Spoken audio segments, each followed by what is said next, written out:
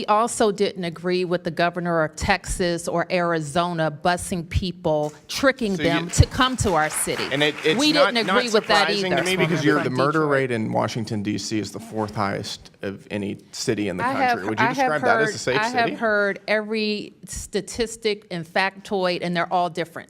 About where our city... Are you disputing that Washington, D.C. is the 4th highest murder rate in the country? I'm not familiar with that. Why don't you tell me again, do you think that defunding the police makes our communities more or less safe? I've never defunded the police, nor would I. So you think it makes our communities less safe, is that correct? I just told you, I've never defunded the police. I know right here. It's unlawful for a person, alone or in concert with others, to obstruct or incommode any street avenue. That's exactly what they were doing, and you refused to allow police to clear them out. Why is that? That's incorrect. Why would you stop police? Clear the record then. I never stopped the police. You didn't stop them? No, I did not. You didn't stop them. Would you like to explain what happened? Why police never cleared out this roadway? Congressman Brandon Gill walked into this hearing with a simple question for D.C.'s mayor. Is Washington actually safe? When Mayor Muriel Bowser said yes, Brandon Gill hit her with her own city's crime numbers and then turned the confrontation toward police funding, taxpayer dollars, and the city's response to protests.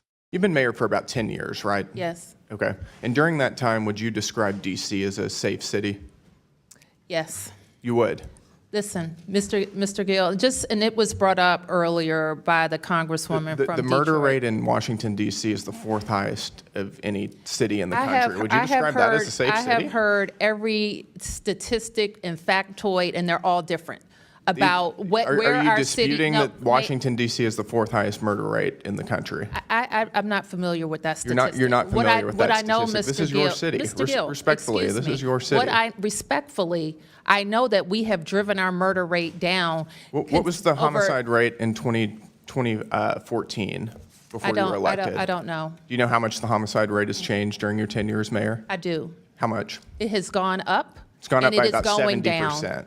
It's gone up by about 70% from 2014 to 2024. Those are from the Metropolitan Police Department. That is correct. I don't think that number is correct. You should know the crime statistics for your own city, especially whenever it's this dangerous. Do you know how carjackings have trended during your time in office? I know that they have gone down. They're up over 500% since from 2014 to 2024. That's not a safe city. I don't think any person would call that a safe city.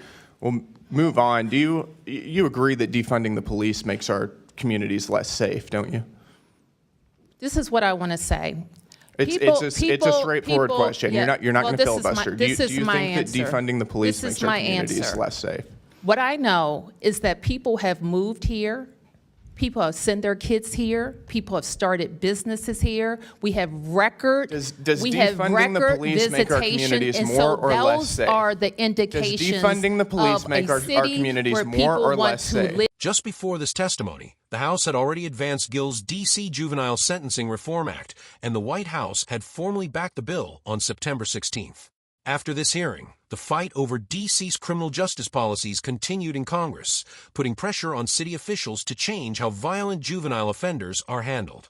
Live, work, and visit. You won't even back your own police department right now. I'm asking you, does defunding the police make our communities more or less safe? And you won't give me a straight answer. I've already answered that today. And why don't you tell me again, do you think that defunding the police makes our communities more or less safe? I've never defunded the police, nor would I. So you think it makes our communities less safe, is that correct? I just told you, I've never defunded the police, and I never would. I understand that.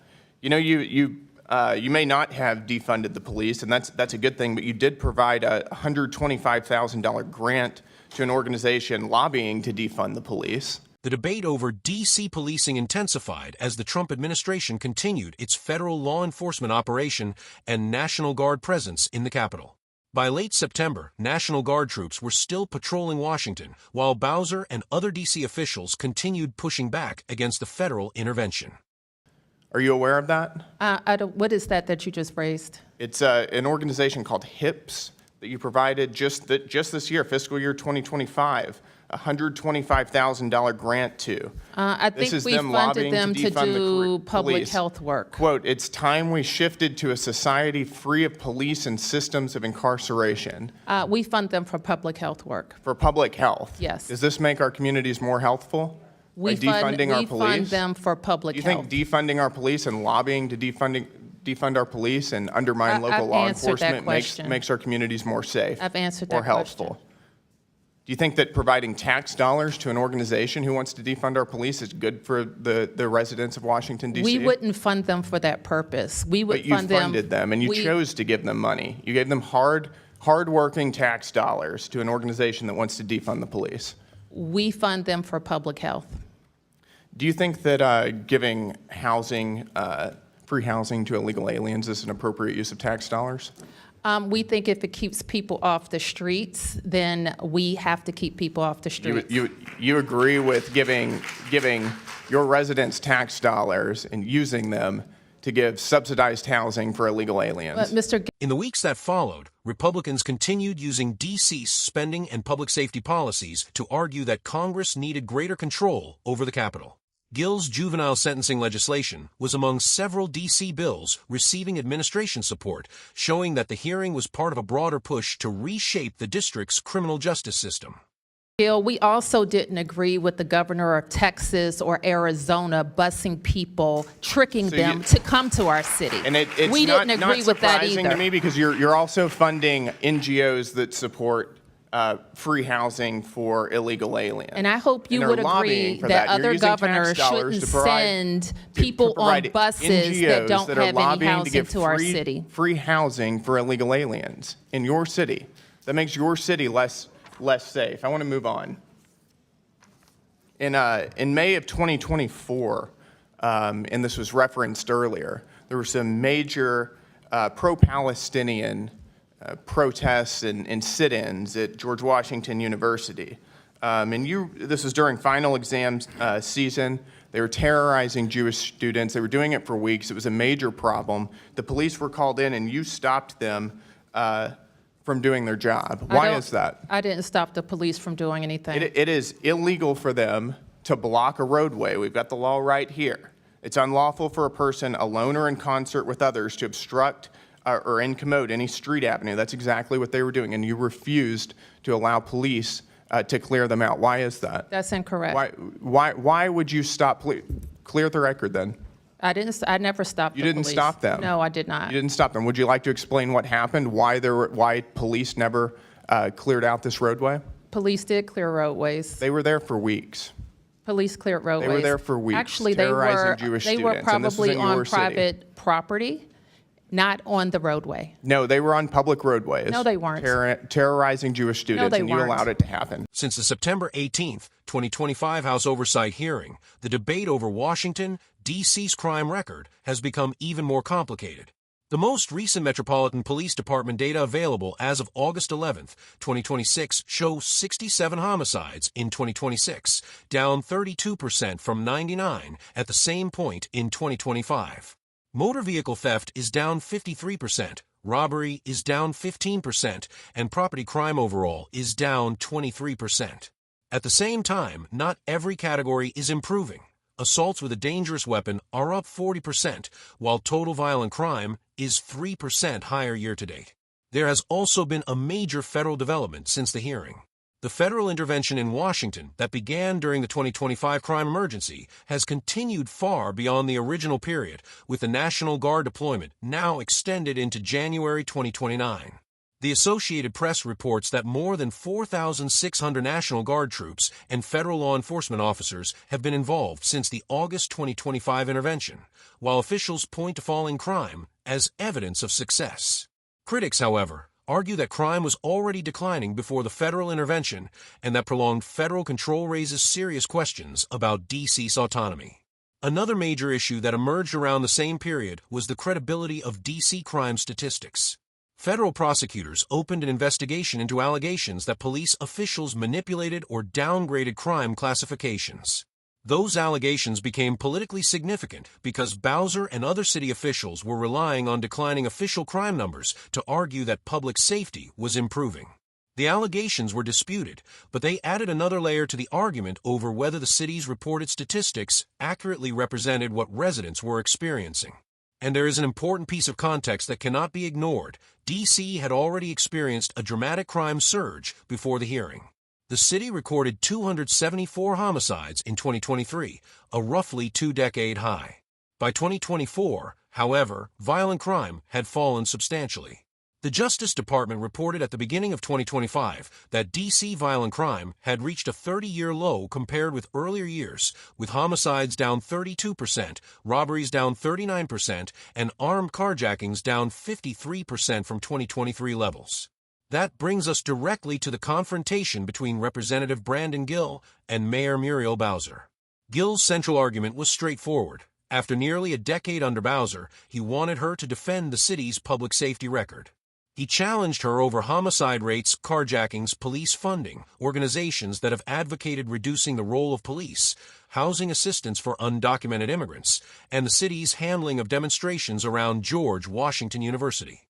The most aggressive part of the exchange came when Gill confronted Bowser over crime statistics. He pointed to a roughly 70% increase in homicides between 2014 and 2024 and argued that carjackings had increased dramatically over the same period. His point was that even if crime had recently declined, residents had experienced a significant deterioration in public safety during part of Bowser's tenure. Bowser's response was essentially that Gill was focusing on the wrong period. She argued that the city had driven crime down substantially and repeatedly rejected the idea that she had defunded the police. When Gill pressed her to give a direct answer about whether defunding police makes communities less safe, Bowser responded that she had never defunded the police. Gill then tried to connect that answer to a $125,000 grant to an organization he said had advocated a society without police and incarceration. Bowser's defense was that the money was provided for public health work, not for the organization's broader political advocacy. This is where the hearing became more than a simple argument about crime statistics. Gill was essentially asking whether government funding should be judged only by the stated purpose of a grant, or whether officials should also consider the broader positions of the organizations receiving taxpayer money. Bowser's position was that the city funds specific services and does not fund an organization for purposes it does not authorize. Gill then moved to another controversial issue, housing assistance for undocumented immigrants.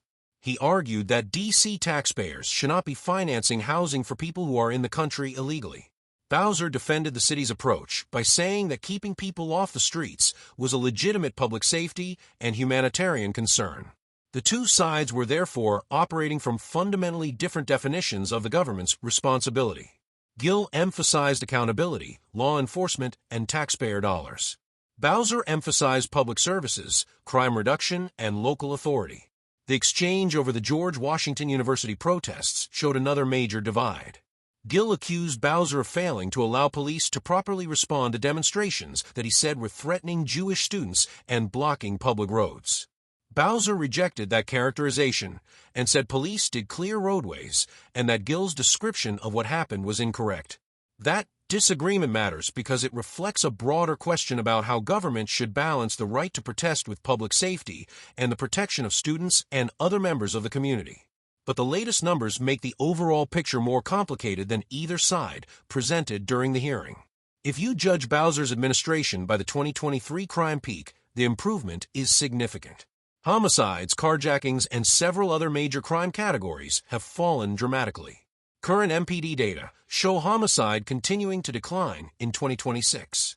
If you judge the administration by the entire decade, Gill's criticism is harder to dismiss. The city experienced a major increase in violent crime before the subsequent decline, and questions remain about policing resources, youth crime, public safety policy, and the credibility of some crime reporting. The federal intervention also complicates the question of who deserves credit. If crime continues falling while federal forces remain heavily involved, supporters can argue that the intervention helped restore order. But if crime was already falling before the intervention, critics can argue that local policing and policy changes deserve more credit than federal control. The latest figures also demonstrate why declaring Washington either a completely unsafe city or a completely safe city would be misleading. Homicides are down, vehicle theft is sharply down, and property crime is down, but some violent crime categories remain elevated. So the real question coming out of this hearing is not simply, is Washington, D.C. safe? The more important question is, who deserves the credit for D.C.'s dramatic crime reduction, and who should be held responsible for the crime surge that came before it? Gill argued that Bowser's record deserved much tougher scrutiny. Bowser argued that the city had already made substantial progress and that Republicans were presenting an outdated picture of Washington. The latest data suggests that both the deterioration and the subsequent improvement are part of the story. What do you think? Did Brandon Gill expose serious failures in Mayor Bowser's leadership? Or does the continued decline in major crime categories show that Bowser's policies are ultimately working? Subscribe to Capitol Clips for more congressional confrontations, political accountability, and the latest developments after the hearings.